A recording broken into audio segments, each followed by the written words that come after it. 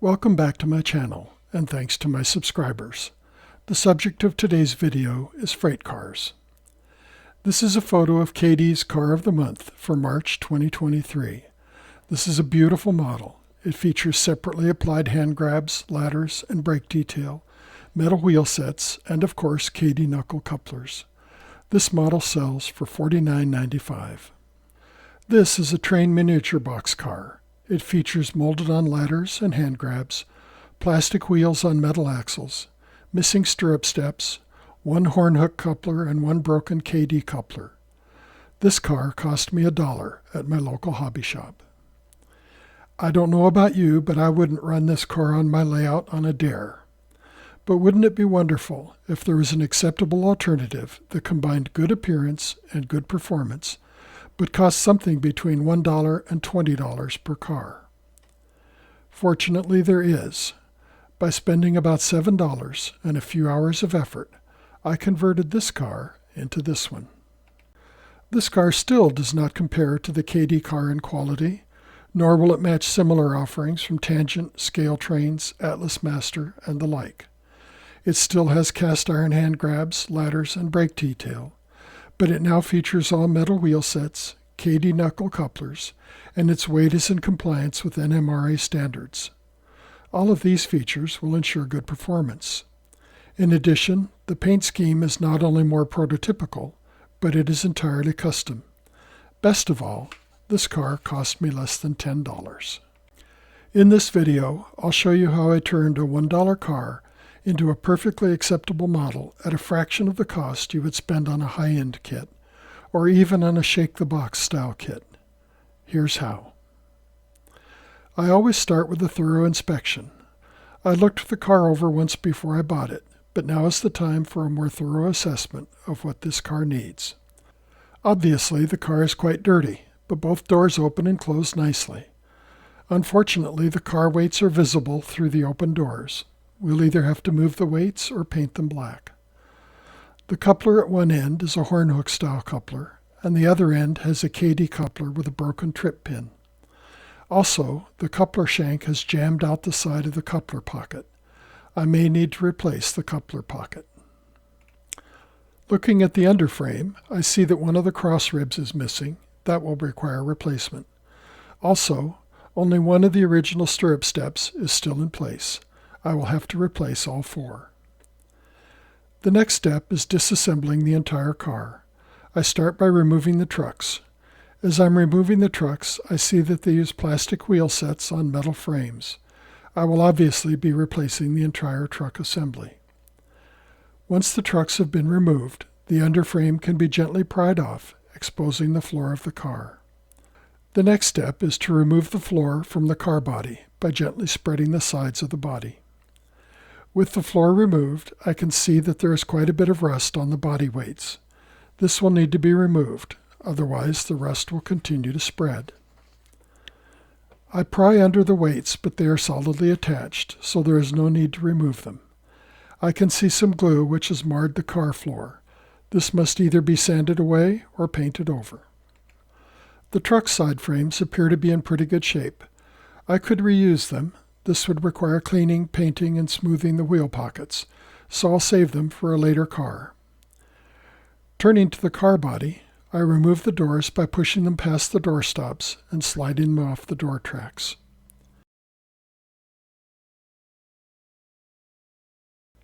Looking at the inside of the car body, I can see that the running board has been glued to the car body, so I will not attempt to remove it.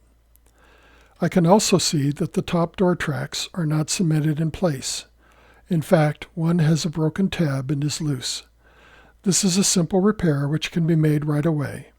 I press the door track back into place and cement it. While I have the cement out, I cement the other door track in place. I also noticed that the brake wheel is not cemented in place, so I have removed it for separate painting.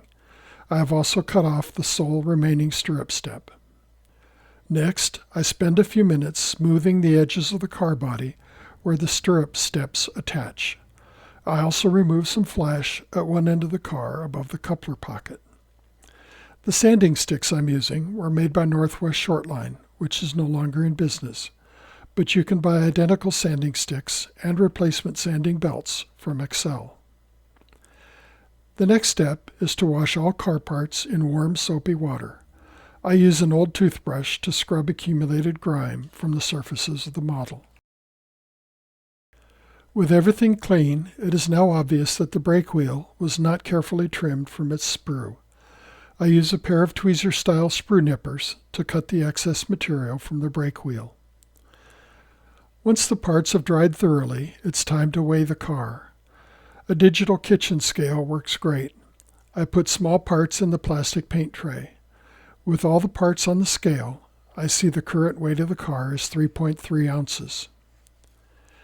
Here is a table I made showing NMRA recommended car weights for HO scale. As you can see, a 5.5 inch long car, which is 40 scale feet, should weigh 3.8 ounces. So I have added 2 quarter-ounce weights. The next step is cleaning and repairing the underframe. I can see that the car weights are a little rusty. This rust should be removed or it will continue to spread, even to the point where the glue holding the weights in place fails. Simply painting over the rust is not sufficient. Also, there is some excess glue on the floor of the car which is visible in the open doors. I'll need to remove or cover that. I start with a small pad of 000 steel wool. Unfortunately, it does not work on the glue, so I turn to the rusty weights.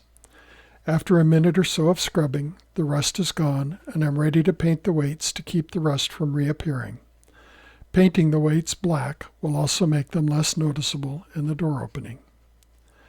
Finally, I use some fine grit sandpaper to remove the glue smear. Before I go any further, I test fit the underframe to make sure I don't need to make any modifications to the coupler pockets. I'm replacing the original couplers with KD number 148 whisker-style couplers. The coupler action looks good, and the coupler play is acceptable. Next, I need to replace the missing cross rib. These cross ribs are an upside-down T-section, with the top of the T against the underside of the car floor. Using my calipers, I measure the width of the T, and as you can see, it is about 11/100ths of an inch. I searched through my assortment of styrene shapes and found this H section, which is 1/10 or 10/100ths of an inch wide. I will cut the flange off one side of this piece to leave a T section. As you can see, this will leave plenty of height to match the existing cross ribs. I start by sanding the underframe where the new cross rib will attach. This removes any remnants of the old piece, and it makes a rough spot which will provide better adhesion for the new piece. I used a razor saw and miter box to cut the H section to the correct length. Next, I'll use my number 11 blade to cut off one flange. Next, I used my needle nose pliers to hold the T section upside down on my cutting mat while I filed the web to the correct depth. I'm shooting for a total height of 56/1000ths of an inch. After sanding and measuring, I achieved a height of 58/1000ths of an inch, which I consider close enough. I cleaned up the sanded edges of the web, and the part was ready for attaching. Since the truck bolsters prevent the underframe from sitting flush on the work surface, I placed a 1-2-3 block under the piece. This allows the bolsters to hang over the ends and allowing the underframe to sit flush on the 1-2-3 block. This is essential to getting the new cross rib to align with the rest of the underbody. I placed a piece of parchment paper under the piece. This will prevent excess glue from cementing the underframe to the 1-2-3 block. Normally, I apply glue very sparingly. In this case, however, I am attaching a fairly long piece with a very small cross section, and I need this joint to be solid. So I first apply glue to both sides of the joint several times. This softens both pieces and gets them ready to join. Once the piece is in place, I hold it steady for about 30 seconds. Then I apply more glue to the joint. Then I waited 30 minutes for the glue to cure. As expected, quite a bit of glue has seeped out around the edges of the joint. This is easily trimmed off with a single-edged razor blade. Notice that the new cross rib is not exactly parallel to the others, but this will not be noticeable when the underframe is painted and in place. Before I paint the underframe, I mask off the coupler pocket covers. This keeps paint, which could impede the coupler action, out of the coupler pocket. The car floor and the underframe have now been painted. I used Rust-Oleum Painter's Touch 2X flat black primer to paint these parts. Now I want to paint the brake components a rusty brown to simulate grime and rust which might accumulate on these components. I am using Ammo Dark Rust, but you could use burnt sienna instead. Please note that which items to paint and the colors you use to paint them are entirely a matter of personal preference. This is the first time I painted the brake parts in a contrasting color, and I quite like the way it turned out. With the air reservoir and the brake cylinder painted, it's time to paint the AB valve, which is cast in place on the underside of the floor. Next, I paint the car floor, which is visible through the open doors. I use a method of layering colors to simulate wood. It is important that the layers of color be thin and uneven. This will create a multicolored wood effect, which is amazingly natural. I start by painting a base coat using Life Color UA 717. Next, I apply a coat of Life Color UA 714. Be sure to allow each color to dry before adding the next. Otherwise, you'll get a very monotone brown color. Notice that my brush strokes are always parallel to the wood plank detail cast into the floor body. Next is a coat of Life Color UA 715 and a final coat of UA 716. Finally, I apply a thin wash of black. I'm using craft paint for this step, and notice I'm just thinning the wash with the water I use to rinse my brushes. This black wash tones down all the colors, ties them together, and highlights any detail in the plastic casting.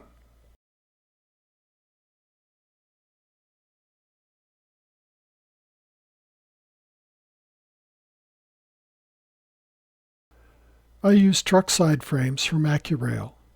These are cast in black Delrin plastic, which must be painted. I paint them using Rust-Oleum Painter's Touch 2X flat red primer, which gives them a nice rusted look. Then I paint them with a thin wash of black to highlight the details, and I paint the springs using rail brown and dry brush a little grimy black on the journal covers. This is what the final truck side frame looks like.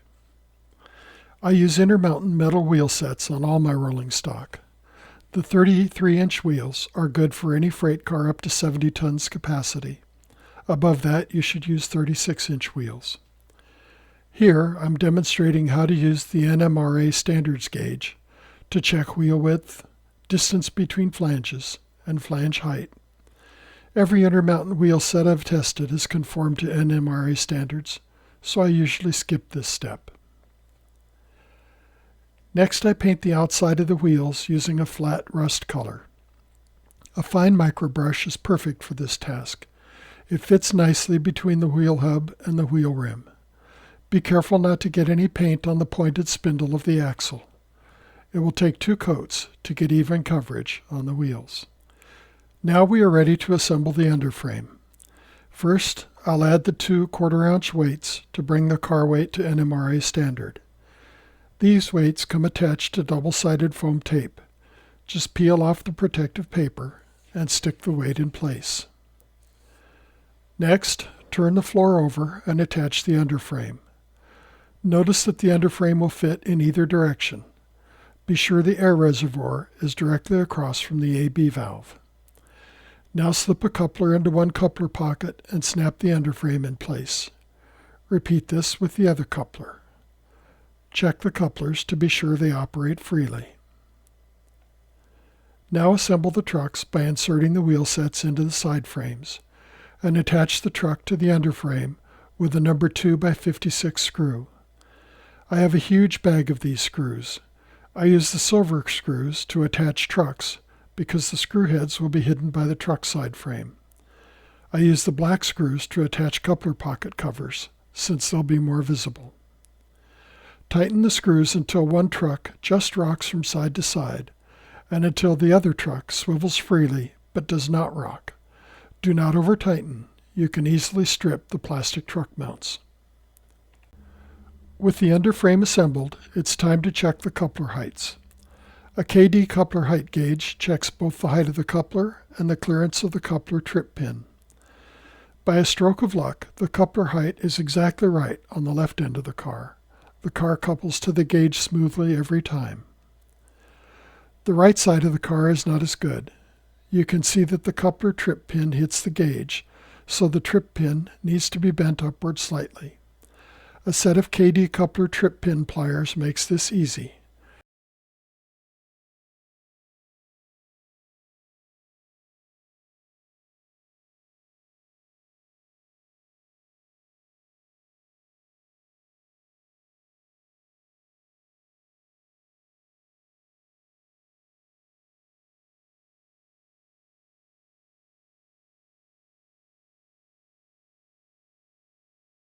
As you can see, when I adjusted the trip pin, the coupler pocket sprang open slightly, causing the coupler to stop centering properly. I'll have to watch this when the car is in operation. I may have to replace the coupler pockets after all. After the adjustment, the coupler height is now correct, as seen in this close-up.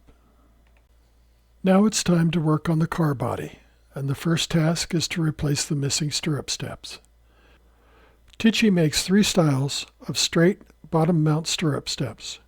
First is a regular stirrup step, second is a stirrup step with a second rung, and third is a short stirrup step. The first style is the closest match to the original cast-on steps, so I'll use these. Notice that these stirrup steps are cast in Delrin plastic. That makes them less fragile than styrene steps, but it also means that they must be cemented in place using superglue. First, I'll cut 4 steps off the sprue using tweezer-style sprue cutters. If you have a very steady hand, you could use a brand new number 11 X-Acto blade to cut these parts off. I drilled a test hole in a piece of 30 thousandths styrene using a number 71 drill bit. The hole was just a little too large, so I used a number 72 drill bit to drill the holes in the car body. Once I had cut all the flash off the stirrup steps, it was time to drill the holes. I located the hole positions by eyeball, trying to center the stirrup steps beneath the cast-on ladder details. Watching me drill holes is pretty boring, no pun intended, so I'll skip forward. Gluing the stirrup steps in place is a bit fussy, and I didn't try to record the process. Simply pick up the step in your tweezers, dip each pin in thin superglue, then insert the pins in the holes you've just drilled. If you have any superglue accelerator, you can apply some to the joint. Otherwise, you'll need to hold the step in position until the glue sets. Here is the car body with all 4 stirrup steps in place. Notice that the thinner steps look much better than the original cast-on steps. If you do not want to repaint the car body, you could stop here. This model is actually not bad for a low-end model. The Sand Springs Railway operated on 11 miles of track in the Tulsa area. I wanted to turn this into a car which would be more likely to be seen in interchange service in the 1950s, so I decided to repaint. First, I primed the entire car using Tamiya Fine Gray Primer. This will cover the original paint job and lettering, and will help paint adhere to the new stirrup steps. Here is the car with its coat of primer. The key when spraying a car using a rattle can is not to cover the entire car in one pass. Make many light passes, starting the spray away from the car, then moving the spray quickly across the car. It should take 8 or 10 passes to achieve complete coverage. Spray from different directions to ensure the paint completely covers all the details. Before I chose the final color for the car, I needed to do a little research. I had this partially used set of decals on hand for a Pennsylvania Railroad boxcar, and I wanted to see if I could use these decals for my model. Since I'm not an expert on freight cars of the Pennsylvania Railroad, I turned to that source of all wisdom, the internet. I found a great site, which was obviously created by someone who has even less of a life than I do, devoted to Pennsy freight cars. Looking at just the boxcars, I looked at each of the various boxcar classes, XA, XB, X24, and so on, until I came to class X26. This class appears to fit the model nicely. It is a 40-foot boxcar with a 50-ton capacity. It is a composite car, meaning it has wooden sides and metal ends. It is a single sheath car, meaning that the bracing on the sides is exposed on the outside of the car. Furthermore, almost 10,000 of these cars were built, so it's likely that they traveled across the United States. Clearly, this prototype is almost perfect for this model. The match is not perfect. As you can see, the prototype has 4 panels on each side of the door, while the model has only 3. This is not a detail I'll worry about, although there may be Pennsy fans out there who would be outraged at this discrepancy. Scrolling down the page, we can even see what road numbers were assigned to these cars. Scrolling even further, we can see that there are links to some actual prototype photos. One photo, which was of special interest to me, was this one, which will guide me when I apply decals to my model. After a lot of study, I decided to number my model in this series, road numbers 518217 through 518949. The black and white photos don't help with selecting a car color, but looking at the decal instruction sheet, we see that the cars were painted boxcar red. Fortunately, I had a spray can of Scalecoat 2 boxcar red on hand, and I used that to paint my car. Here is the painted car. Notice that the Scalecoat paint has a glossy finish. This is good. If you're using a paint which has a matte finish, you'll need to spray it with a clear gloss coat before applying decals. A semi-gloss or matte finish will allow small air bubbles to remain trapped under the decal. This will cause the decal film to be more visible. Notice I did not paint the back sides of the doors. These doors fit quite snugly, and an extra layer of paint might be the difference between fitting or not fitting on the finished model. Before I started applying decals, I glued the brake wheel in place. This was mainly so it wouldn't get misplaced. Notice that I am applying the glue on the inside of the model. The glue will flow into the joint by capillary action, and no glue will appear on the surface of the model. Looking at the prototype photo, I made a simple sketch of how I would apply the decals. Next, I cut out the various decals and laid them on the model to make sure they would fit as I wanted. Normally, I would start applying decals by adding the Railroad Herald first, then the road name second. But in this case, I knew that positioning the large text of the road name and road number between the diagonal bracing would be tricky, so I chose a different strategy. I decided to apply the car weight data first. This will set the minimum height for the road numbers. My decal process is pretty typical. I get the decal thoroughly wet, then lay it on a wooden toothpick while the film soaks free from the backing. When I can slide the decal film off of the backing, I pick up the decal using self-closing tweezers, holding onto the backing but not the decal film. Then I apply a few drops of microset, the blue bottle, to the model. The microset will form a seal between the decal film and the model to eliminate air bubbles, and it will also provide a lubricating film, allowing me to position the decal. I hold one end of the decal film in place with a microbrush and slide the backing away using the tweezers. Then I use my number 11 X-Acto blade to adjust the position of the decal. When the decal is in place, I use a cotton swab to absorb excess moisture and do the final position adjustment. If the decal starts to dry out before it is positioned to my satisfaction, I can always add a little water to moisten it. I'll show this process a second time, unedited, so you can see the method closely.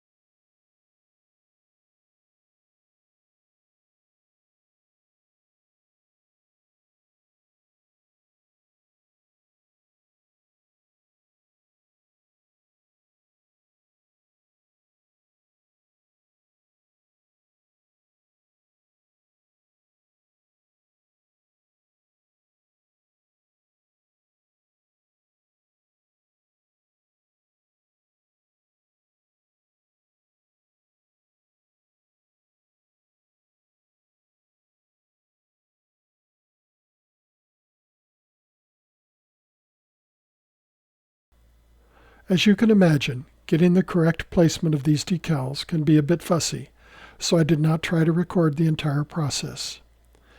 Here you can see the model with the road name in place. I had to cut this decal into 5 pieces to fit between the outside bracing. I checked the alignment of all 5 pieces by viewing the finished decal at an angle, as shown here. With the weight data and the road name both in place, I could now position the road number in the space between. I had to cut the road number from a strip of mixed digits. I was able to find a 51, an 89, and a 72. And here they are in place. I'm not entirely pleased with the spacing between the 1 and the 8.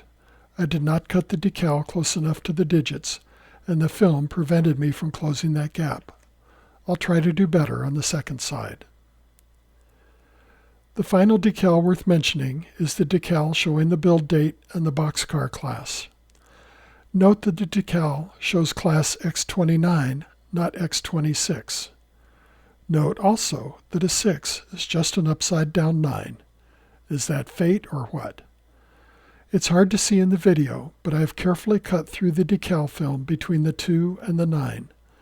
When I apply this decal, I will simply flip the 9 upside down. And here is that decal in place. I'm very pleased with how the class number turned out, but I'm not so pleased with how close the build date is to the class number. Here are all of the decals in place on the first side of the car.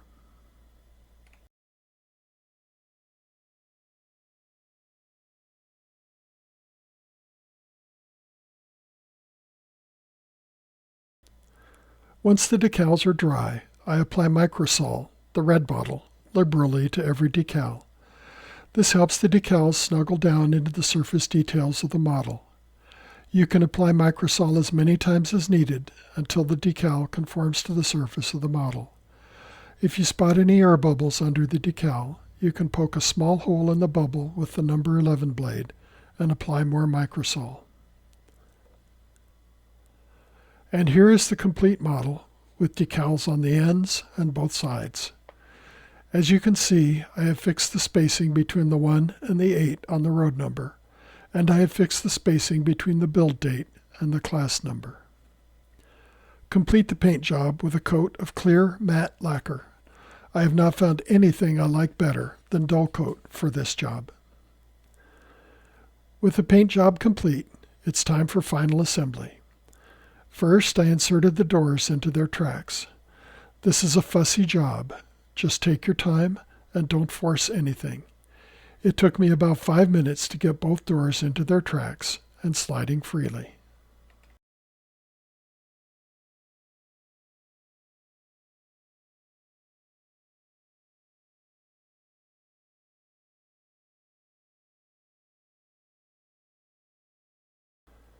Finally, insert the underframe into the car body. This will usually be a snap fit. Be sure that the pointed end of the brake cylinder points to the end of the car with the brake wheel. And there you have it.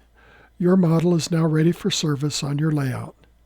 Here is my car leading a string of other cars I have refurbished over the years. In addition to the benefit of turning an ugly car into a nice model, this is a wonderful skill-building exercise. You can refine your modeling skills with practically no risk. After all, if you ruin a $1 car, you haven't really lost much. There are thousands, perhaps tens of thousands of cars like this one that have been consigned to the scrap heap over the years for reasons of poor performance, poor detailing, broken parts, or even because they no longer fit into the layout. They can be found in hobby shops, at swap meets, and maybe even in your own collection. With a few hours of work and a few dollars in parts, any of these cars can be turned into a model you'd be proud to have on your layout. As always, I'd love to hear your comments. Thanks for watching, and I'll see you next time.